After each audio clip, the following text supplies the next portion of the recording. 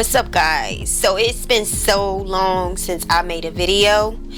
I had C19, if you know what that is. Say what's up, Cream Team? It's Spicy AF and I'm back. I've been watching, I've been lurking, I've been in the windows and in the woods. Let me tell you something. I've been watching Kanye West, Ye West, because he changed his name to Ye, and we all have to call him Ye now. Even though I feel uncomfortable, Kanye, Ye, I would rather call you what your mother named you. This is what you want to be called. I don't know what's going on with Ye, but I just, it makes me cry. It makes me cry. You've accomplished so much, Kanye, Ye.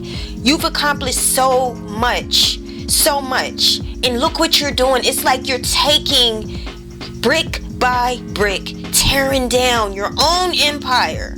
It's so disturbing to watch. Have y'all noticed it? How do you feel about it? How do you feel about Kanye or Ye with his anti-Semitic words and the ways of which he's acting out? Kanye, Ye. Ye today was on TMZ. Of course, TMZ got the news. Kim Kardashian and Ye were at Saints soccer game, and I think it was last night. They were there. You know, they do their co-parenting, and so they was there together. Usually, lately, it's been good with them too. But because Ye is going through so much right now, so much persecution that he brought among himself, because of that, it was a mess, y'all. Take a look at this. Stay on the left side. Hello, Jacob up top. Michael, go get water. Yard on the same side. When is it going to be done? One more quarter. So what were you doing, Ye? What were you over there doing? I mean, I can only speculate. These parents that are Jewish or just respect the Jewish community, who actually do regard and have respect for history. I can only imagine these parents are just disgusted with you. They don't want you around. They just feel like you're just ignorant. That's the nicest way to put it. And that's the nicest I'm gonna give in this video. I don't know what has gotten into his mind. I looked at Kim Kardashian and I cried, y'all. I cried, y'all, for Ye. I cried for Kim. You might ask, why did you cry for Kim? Kim is at fault. Kim, the Kardashians are witches. They're evil. They're everything y'all are saying they are. Y'all are just forgetting the fact that they also are God's creatures. You're forgetting the fact that you are not the only one in this life, in this world, that have a purpose and a meaning, that you matter, that you're not the only one that matters, okay? Because sometimes y'all think that you are the only one that matters, that your cares, your problems, the things that you went through only matters, and that nobody else matters because they have money, they have more than you, that they don't matter. This is not true. This is not true. Kim Kardashian, the Kardashians, everything they say, of course, we know is going to get ridiculed, persecuted. Everything they do, they're going to be faced with what? Criticism. But listen, I don't know what has gotten into Ye. I really don't. Kim has, my heart right now, because it's like I feel that she's even hurt. She's even hurt because what's happening now is he is acting out and so upset and so erratic and irrational that the kids are now experiencing what it is to be a dysfunction. They are now learning dysfunction. And this is something that Kim has tried to shield her kids from. Let me tell you something. I commend both Ye and Kim Kardashian because I always see them at the kids' games. I think that is so honorable and that's just so good to me. It's so nice to see two parents still there for their kids. That means so much. You don't want those kids growing up in a dysfunctional mind state, going through drugs, drinking, getting around the wrong crowd, going through hate phases. You don't want that turn in life. So I'm happy that at least they can still go. But Ye, What is up with you now showing out over there at Saints game? What is up with you, bro? This breaks my heart. This breaks my heart. Ye gave a semi type of, I don't know what kind of apology that was. When the idea Black Lives Matter came out, it made us come together as a people. Now afterwards, yes, there was some things where the money went. There were some things where it was used in order to push us to the Democratic vote. There were people behind it involved. That happened, but the general feeling. So when I said that, and I questioned the death of George Floyd, it hurt my people. It hurt the black people. So I want to apologize to hurting them, because right now God has shown me by what Adidas is doing and by what the media is doing, I know how it feels to have a knee on my neck now. That you gave to the black community, talking about now you're humble, God humbled you, and now you know what it feels like to have a knee on your neck. Just because ignorant is what's winning today, don't think that's gonna last forever, because people getting sick and tired of ignorance. People are sick and tired of foolishness, sick and tired of the women that represent the black community as a whole. There's a lot of us that strive to respect ourselves. There's a lot of us that is against just selling your body, twerking around town, you know, the being the most ghetto and letting that be the most popular one. I've never been a follower. I'm always a leader.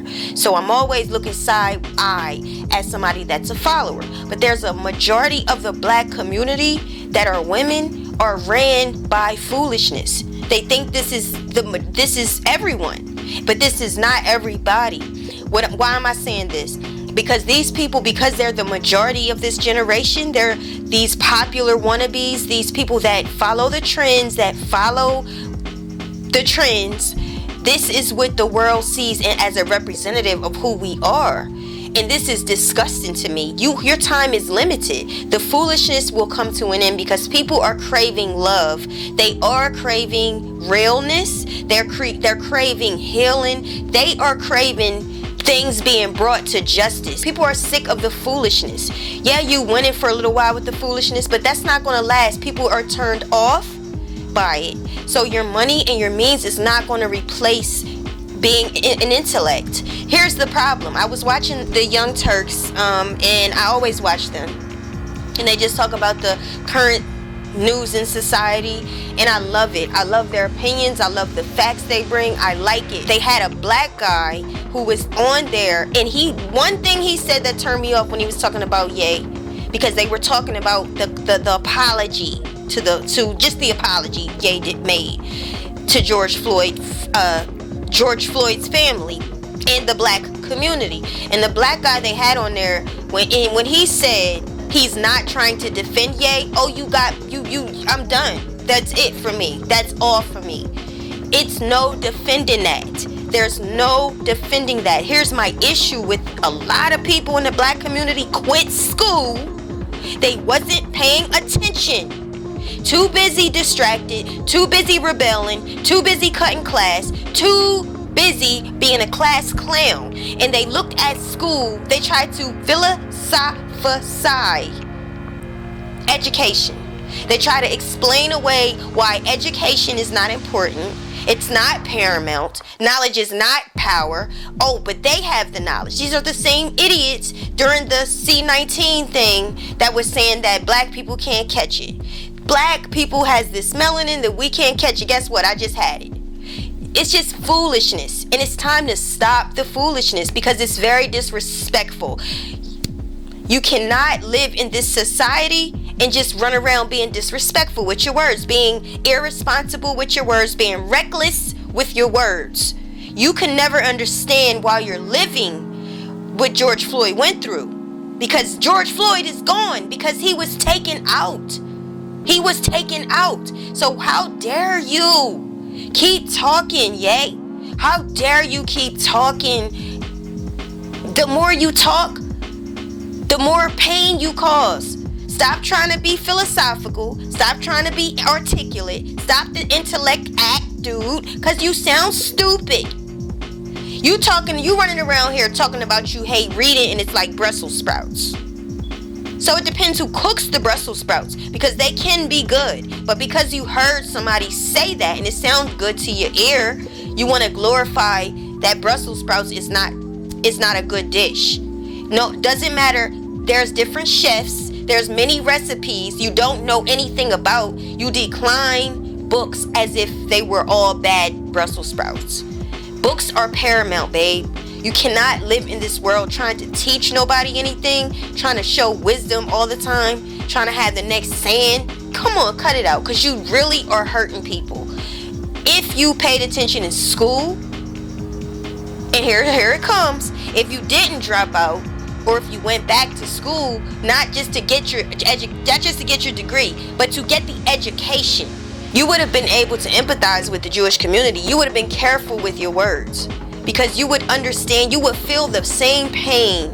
You would understand that pain to have somebody not like you because of the color of your skin, because of your race, because of your religion.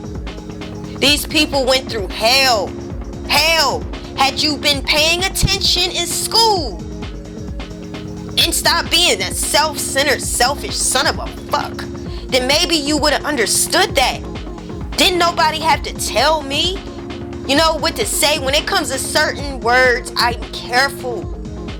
How can you keep name dropping God and everything? In putting God in it, I know God just want to turn his face and just say, leave me out of it. I don't rock with you, because you're adding him to the chosen people of God. This is psycho, yay.